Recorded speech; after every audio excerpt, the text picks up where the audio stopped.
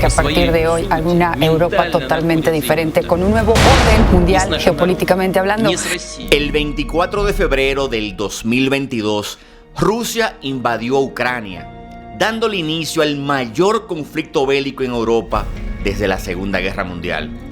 Pero a pesar de que la fecha del inicio del conflicto la tenemos claramente definida, la guerra informativa había empezado muchísimo antes, teniendo como tarima principal esto: una lucha entre grandes imperios donde distintas narrativas se crean, se transforman y mueren en el campo de batalla de nuestras mentes. Y tú, yo y gran parte de la población mundial somos los civiles que nos encontramos en el fuego cruzado de la información. Y ese fuego cruzado, mis queridos, se llama propaganda.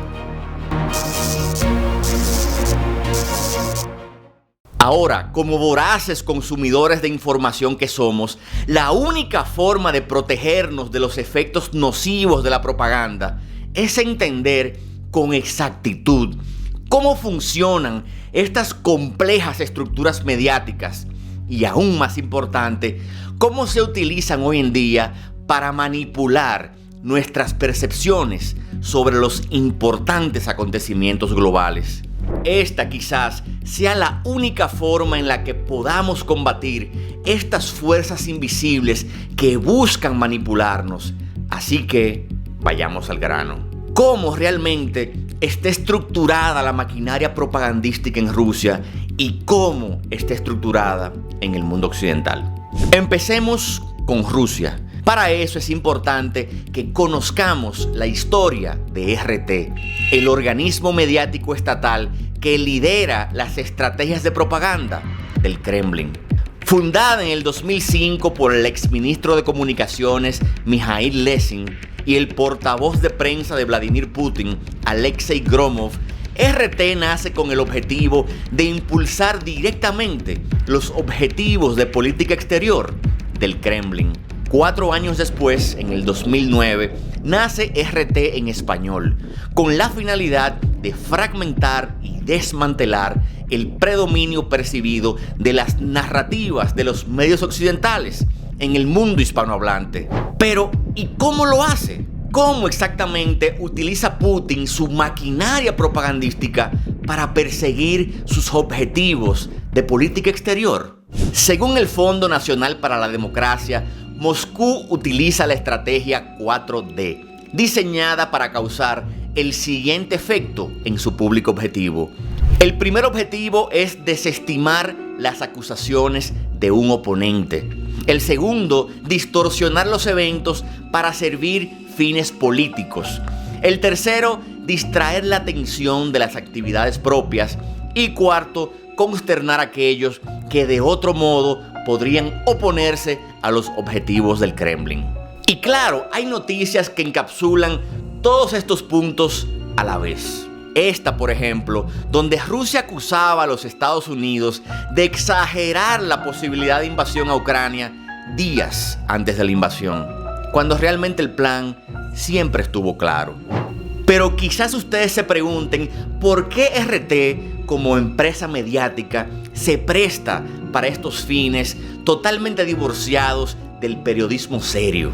Y lo primero que debemos entender es que RT no es un medio independiente. RT es un organismo mediático controlado por la agencia de noticias estatal rusa, RIA Novosti, la cual es directamente controlada por el Kremlin. Pero, ¿qué tanto control realmente ejerce el Kremlin sobre RT?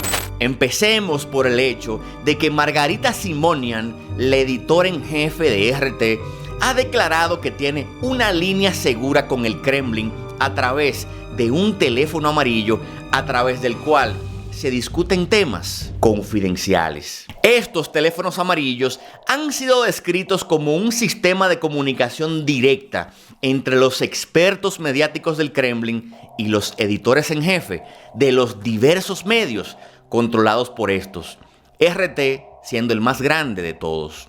Por otro lado, un estudio que entrevistó a 23 periodistas anónimos de RT demostró que el control del gobierno sobre la plataforma mediática incluye la contratación de gerentes, la imposición de ángulos en piezas políticas y en algunos casos hasta la desaprobación de ciertas historias. La misma editora en jefe de RT, Margarita Simonian, ha argumentado públicamente que es imposible crear noticias justas y equilibradas, ya que RT debe presentar la perspectiva del gobierno ruso. Cuando se le preguntó en una entrevista de abril del 2012 cómo equilibra los intereses estatales con la objetividad periodística, esta respondió: como todos los demás canales, no hay objetividad. Cuando Rusia está en guerra, estamos por supuesto del lado de Rusia. El mismo Vladimir Putin, en una entrevista grabada en los estudios de RT en junio del 2013, afirmó que imaginaba a RT como un canal de noticias absolutamente independiente. Pero debido a que el canal está financiado por el gobierno, este no puede evitar reflejar la posición oficial del gobierno sobre los acontecimientos globales. Pero claro, el ecosistema de propaganda y desinformación ruso no solamente es RT. Más allá de RT, Rusia cuenta con una gran colección de canales y plataformas de comunicación que podemos dividir en 3 categorías. La primera categoría son las plataformas oficiales controladas directamente por el gobierno, como RT y como Sputnik. La segunda categoría son las plataformas satélites, que aunque no son financiadas por el gobierno ruso, sí son controladas por esta. ¿Y cómo controla Rusia estas plataformas? Sencillamente a través del poder. Por ejemplo, a principios de marzo se aprobó una ley que estipula que todo aquel que distorsione la narrativa oficial sobre la guerra de Ucrania, el peso de 15 años de prisión podría caer sobre sus hombros. Y claro, esa medida podría ser impuesta a cualquiera que maneje una versión que vaya en contra de la versión oficial aprobada por el gobierno. Como por ejemplo, decir que el conflicto es una guerra y no una operación militar especial, el apodo que Putin le ha puesto a esta carnicería. Y la tercera categoría son los canales de comunicación fuera del control directo ruso, pero que claramente son influenciados por su maquinaria propagandística. Y en América Latina tenemos muchos, pero muchos de estos canales. Ahora, y en América Latina, ¿cuál es el objetivo? El objetivo de las operaciones de propaganda rusa en América Latina no es convencer al público de los méritos de la política rusa, o mejorar la imagen de Rusia, o incluso promover una visión rusa del mundo, sino erosionar la confianza en las instituciones occidentales, como la democracia y la libertad. Y estos medios, controlados por Rusia, hacen esto explotando sospechas arraigadas en la política exterior estadounidense y exagerando, distorsionando y fabricando falsedades sobre sus actividades. En conclusión, la maquinaria propagandística rusa está centralizada en los objetivos de política exterior impuestos por el Kremlin, la cual es amplificada por su fuerte red de plataformas mediáticas. Ahora pasemos al mundo occidental, o más específicamente a la maquinaria propagandística de los Estados Unidos. A pesar de que, a diferencia de Rusia, la libertad de prensa en Estados Unidos se encuentra claramente establecida en la primera enmienda de su Constitución, los United States of America ha utilizado el poder de la propaganda en formas inmensamente creativas. En Irán, en 1953, la CIA orquestó el golpe de estado del presidente elegido democráticamente, Mohammad Mossadegh, para colocar en su lugar a Mohammad Reza Pahlavi, logrando esto en parte a través de una sofisticadísima campaña propagandística. La misma fórmula, como ustedes sabrán, la aplicó en Guatemala en 1954 para derrocar al presidente Jacobo Arbenz, quien amenazó con tocar los intereses estadounidenses en la nación. Pero regresemos al siglo XXI. El 16 de marzo del 2003, solo 4 días antes de la invasión de Irak, los presidentes de Estados Unidos, España y Gran Bretaña difundieron la Declaración de la Cumbre Atlántica, en la que declararon sin tapujos que Saddam Hussein albergaba armas de destrucción masiva, y los medios occidentales, sin verificar estas declaraciones, se convirtieron en voceros de una falsa realidad que terminó costándole la vida a cientos de miles de personas. Pero analicemos la estructura mediática de la maquinaria propagandística de los Estados Unidos hoy en día.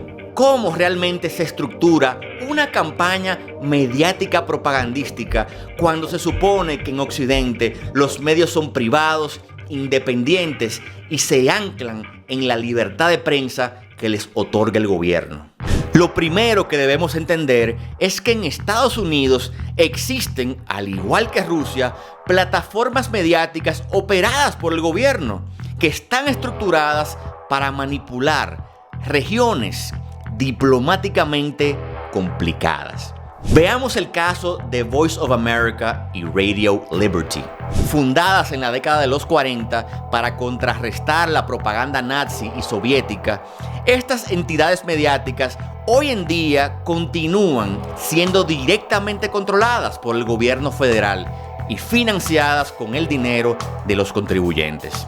Según Dan Robinson, quien trabajó en estas entidades durante 35 años, existe un acuerdo generalizado en el Congreso de que a cambio de la financiación continua, estas empresas mediáticas deben ser más que simples generadores de noticias, ya que, como parte del aparato de seguridad nacional, deben ayudar a amplificar la posición del gobierno estadounidense, que claro, utiliza estrategias de propaganda similares a los rusos. Y esto, mis queridos, no es ningún secreto. En la página web de The US Agency for Global Media, el ente gubernamental que controla La Voz de América y Radio Libertad, el primer principio que establecen como entidad es ser consistentes con los amplios objetivos de política exterior de los Estados Unidos. Ahora, ¿cómo operan estas entidades en el marco de la guerra entre Rusia y Ucrania? Operan de la misma forma en que operaban durante la Guerra Fría, con la particularidad, claro, que también se han adaptado a las nuevas tecnologías. Por ejemplo, Radio Liberty o Radio Libertad recientemente abrió oficinas en Lituania y Letonia como nuevas bases para sus informes sobre Rusia.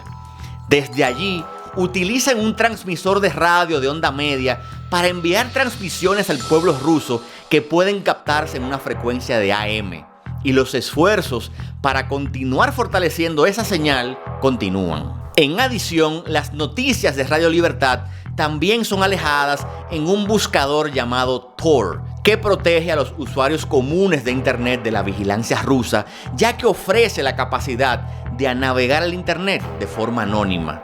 Y por otro lado, financia a empresas y grupos que desarrollan aplicaciones de redes privadas virtuales que ayudan a los ciudadanos a sortear los firewalls de Internet. Pero veamos ahora cómo interactúan los medios privados e independientes con los objetivos propagandísticos del gobierno de los Estados Unidos. Un extraordinario y escandaloso artículo publicado por la revista Rolling Stone en 1977, denunció la cercana cooperación entre la CIA y miembros de la prensa y proporcionó información clave sobre esa relación. En algunos casos, los periodistas eran en realidad empleados de la CIA a tiempo completo.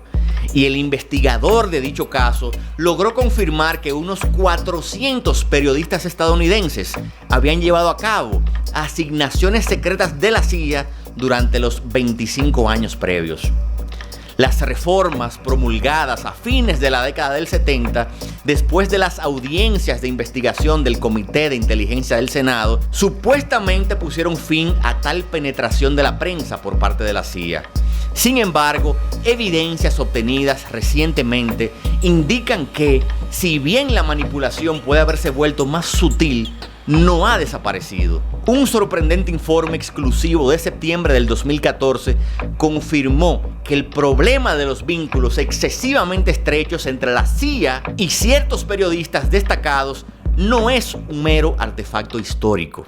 Ahora, con la premisa clara de que tanto los Estados Unidos como Rusia son expertos en la manipulación mediática y que ambos utilizan con frecuencia la propaganda como mecanismo para impulsar sus objetivos de política exterior, ¿qué podemos hacer nosotros, los simples mortales, para no convertirnos en voceros inadvertidos de un lado o del otro? En mi opinión, lo más importante es que ampliemos nuestro menú mediático. Por ejemplo, si usted solo consume noticias de RT y cree que todos los medios occidentales están vendidos, es muy probable que su visión del mundo esté siendo totalmente manipulada por los titiriteros mediáticos del Kremlin.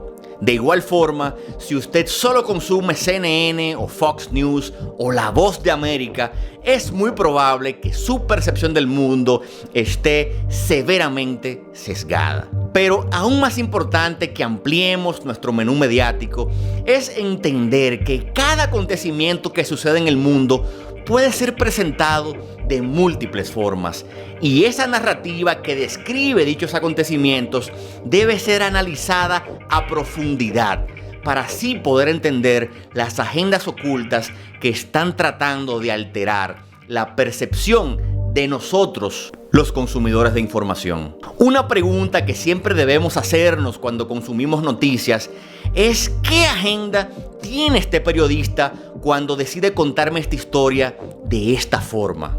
Por otro lado, mis queridos, elijan bien sus fuentes.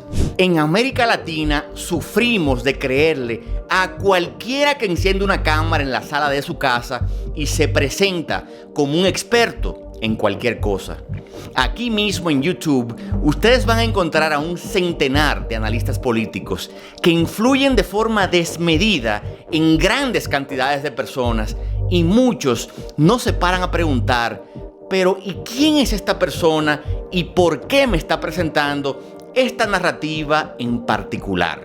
En fin, mis queridos, no se conviertan en autómatas que repiten todo lo que ven y escuchan en internet. Construyan su propio criterio, pero háganlo a través del pensamiento crítico. Lean, investiguen y no se queden en la superficie de las cosas. Y recuerden, todos los entes mediáticos tienen una agenda y nosotros debemos ser capaces de fortalecer nuestra capacidad de leer entre líneas.